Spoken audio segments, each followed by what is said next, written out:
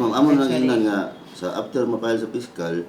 May pahimangno karon ang kapulisan sa katawhan nga andam gyud sila nga modawat og reklamo kalabot sa pagpanagmal sa mga hayupan, partikular na iro og iring.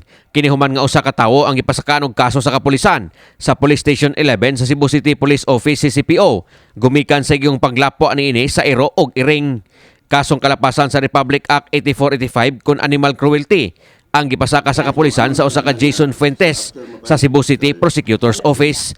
Kinibisan pa man gipasaylo si Fuentes sa tag-iya sa iro nga iyang gilapuan gamit ang ininitubig. Maayong pagkapahak sa balhibo og nakaangkon og paso sa panit ang iro nga imubuan og initubig ni Fuentes. Samtang ang iring nahilos gyud ang tibok balhibo og panit niini sa may liog. Matod sa Deputy Director for Operations sa Cebu City Police Office CCPO nga si Police Lieutenant Colonel Janet Rafter, una nang gireklamo si Fuentes sa buhatan sa Police Station 11.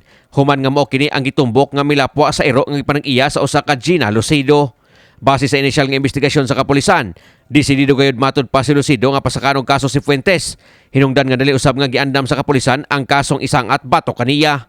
Apan human sa hangyo ni Fuentes og pagpangayo niya og pasaylo sa iyang nabuhat, posible na kining pasayloon sa tag-iya sa iro.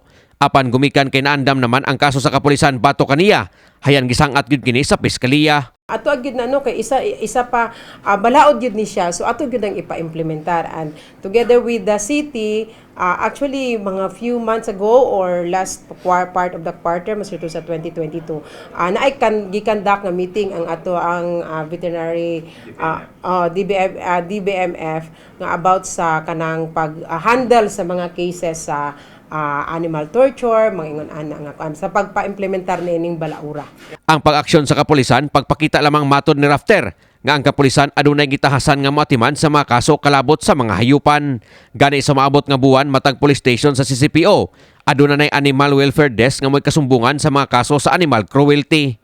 Subling gipanunduman ni Rafter ang publiko nga ang pagdagmal sa mga hayupan, partikular na mga irog-iring, kalapasan gayud sa balaod. So kana no ipadayon sa amo sa obligasyon gyud nato na sa pulis nga mag-endorse kita nga ma-file ang kaso or ang complaint dito sa korte, but kung naman gani sila mga kasabutan later on, pwede na sila magsabot is outside na sa kuan. So ang una man gud nga kuan gyud sa pulis, ang obligasyon gyud namo in case nga naay mga inani is ang pagduso sa kaso. So in case of mga settlement, wala na diha kuan ang pulis. So ang amo diha mahunong nami sa amo ang obligasyon as long as nga naduso na namo ang complaint for sa kuan diha sa korte.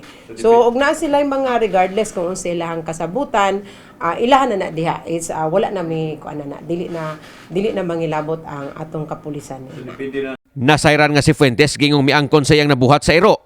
Sanglit gayong gihambat siya niini subay usab sa pagsukit-sukit sa kapulisan. Dihang gipadakop kini sa tag-iya. Kini si Greggy Magdadaro alang sa My TV Cebu.